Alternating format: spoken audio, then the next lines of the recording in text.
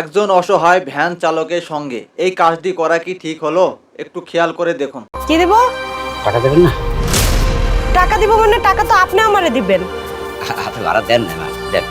এক বেটা আমার 500 টাকা দিল, ওই টাকাটা আমি তার কাছ থেকে দান নিয়েছি মা, আমার কিস্তি দেওয়া লাগবে, আপনি দেন টাকাটা দেন। আপনি মিথ্যা কথা কইতাছেন কেন? সমস্যা কি আপনার? মারে আমার কি মনে হয় আপনার একটা বুড়া মানুষ, আমার কি মনে হয় আমি আপনার লগে মিথ্যা কথা কম? আমি গায়ে খাটতে পয়সা ইনকাম করি না। আবারও মিথ্যা কথা কইতাছেন। দাড়ি দুড়ি সাদা হয়ে গেছে, 2 দিন পরে ওই কবরের তলে যাইতে যাবো। তো এইসব মিথ্যা কথা কই, এইসব বাটপারি করে খায়া মইরেন না। ওয়াল্লাহ এটা কোন যন্ত্রণায় পড়লাম, আপনি তো আমার টাকাই দেন না, কেবল নামলাম না গামছাটাতে গাম মস্তিছি, আপনি আমার 500 টাকা দিছি ফেরত দেন। এখন এত কথা না, আপনি কি টাকা ফেরত দেবেন না আমি মানুষ ডাকি? দাঁড়ান, আপনার এমনি হইব না, আমি ফোন করে ডাইকা আনি। দেখেন দেখেন হ্যাঁ, কই তুমি? আসো তো, এনে একটা বুইরা বুইরা ভাব, মিথ্যুক প্রতারক একটা। সে তার আমি 500 টাকা দিছে, এখন কয় আমি টাকা দিইনি। আসো তো। কি হয়েছে আপা? আরে ভাই দেখেন না, 20 টাকার ভাড়ায় এসে কোনো কাস্টমার তার রিক্সাওয়ালারে 500 টাকার নোট দেয়? এইটা আপনি আমার কোন দেয় কেউ? 100 টাকার নোট দিলে তো আমরা বাঙ্গাই দিতে পারি। উনি তো দিতে পারে, আর উনি যে বারবার বলতেছে আপনার টাকাটা দেখানো কথা, আপনি দেখানোই তো হয়ে গেল। টাকাটা দেখাম, উনি নিজেই তো দেখছে যে ওনার সামনে একটা লোক আমার 500 টাকা দিছে, আমি কিস্তি দিমু, এই 500 চকচকা 500 টাকার নোটটা ওনার সামনে দিছে আমার, এই যে 500 টাকা। সত্যি কথাই বলছে না, উনি এই টাকা দেয় নাই।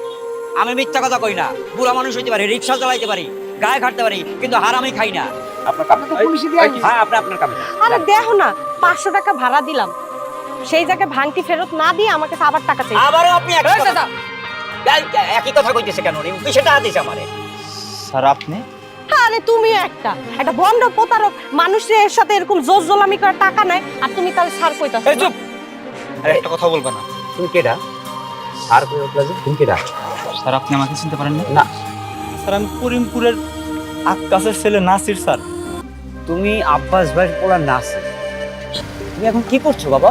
স্যার স্যার আপনাদের দোয়ায় স্যার এখন আমি একটা প্রতিষ্ঠান করছি স্যার, খুব ভালো পজিশনে আছি।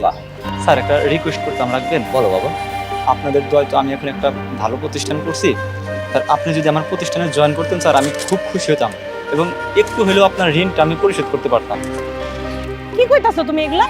এরকম একটা বাটপার প্রতারক লোকরে তুমি সার করতেছো ভালো কথা, আবার তুমি তোমার প্রতিষ্ঠানের দায়িত্ব দিতেছো, সব খাইয়া দেয়া ধ্বংস করে ছাইরা দিব। আর একটা কথা বলবেন, আর একটা সাউন্ড তুমি করবে না। তুমি জানো উনি কে? উনি কে তুমি জানো? উনি আমার টিচার। উনি আমার অভাবের সময় আমার যদি সাপোর্ট না করতো তাহলে আজকে আমি এই বড় বড় বিল্ডিং আর তোমার এই বিলাসিতার জীবনযাপন আমি চালাইতে পারতাম না।